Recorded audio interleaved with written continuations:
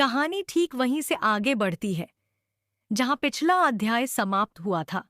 बड़े घर में फैले भव्य रिसेप्शन की चमक अब धीरे धीरे बुझने लगी थी। रंगीन रोशनियां एक एक कर बंद हो चुकी थीं। फूलों की खुशबू अब भी हवा में तैर रही थी। दी प्रीतिंग किसान दी री थी। लेकिन वह उल्लास जो कुछ देर पहले तक चारों ओर गूंज रहा था, अब एक भारी सन्नाटे में बदल चुका था। मेहमान अपने अपने घर लौट चुके थे।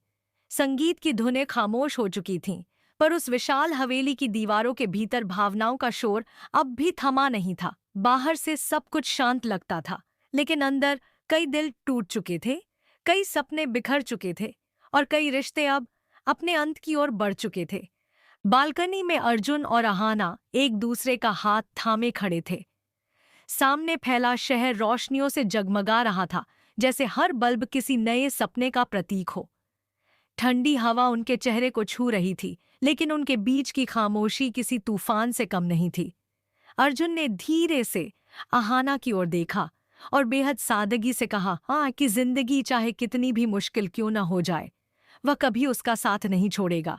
उसके शब्दों में वादा था, भरोसा था और प्रेम की गहराई थी। अहाना ने हल्की सी मुस्कान के साथ सिर हिलाया, लेकिन उसकी आंखों में छुपा दर्द कोई अनजान नहीं पड़ सकता था। उस मुस्कान के पीछे कहीं न कहीं पारो की पीड़ा, उसकी टूटती हुई जिंदगी और इस घर में हो रही नाइंसाफी की कहानी दबी हुई थी। उसी घर के एक कोने में पारो अकेली बैठी थी। चारों ओर सन्नाटा था, लेकिन उसके कानों में अब भी रिसेप्शन के दौरान बजती तालियों की गूंज सुनाई दे रही थी। हर ताली उसे किसी तमाचे की तरह लग रही थी।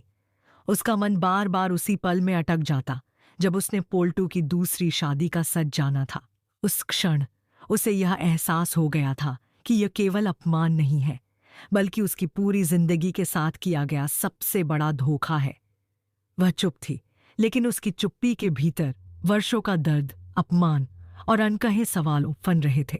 आज वह सिर्फ एक पत्नी नहीं, बल्कि एक टूटी हुई औरत थी, जिसे उसके अपने ही घर में बेकार साबित कर दिया गया था।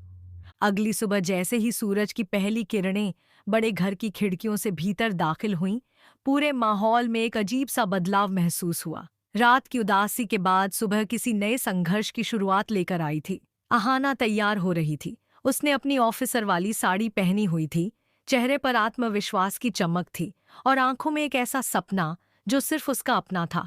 यह उसकी जिंदगी का पहला दिन था जब वह सिर्फ बहू या पत्नी नहीं, बल्कि एक सोशल वेलफेयर ऑफिसर के रूप में घर से बाहर निकलने वाली थी। दुर्गा देवी ने उसके सिर पर हाथ रखा और आशीर्वाद दिया। उनकी आवाज में अपनापन था और शब्दों में जिम्मेदारी का एहसास।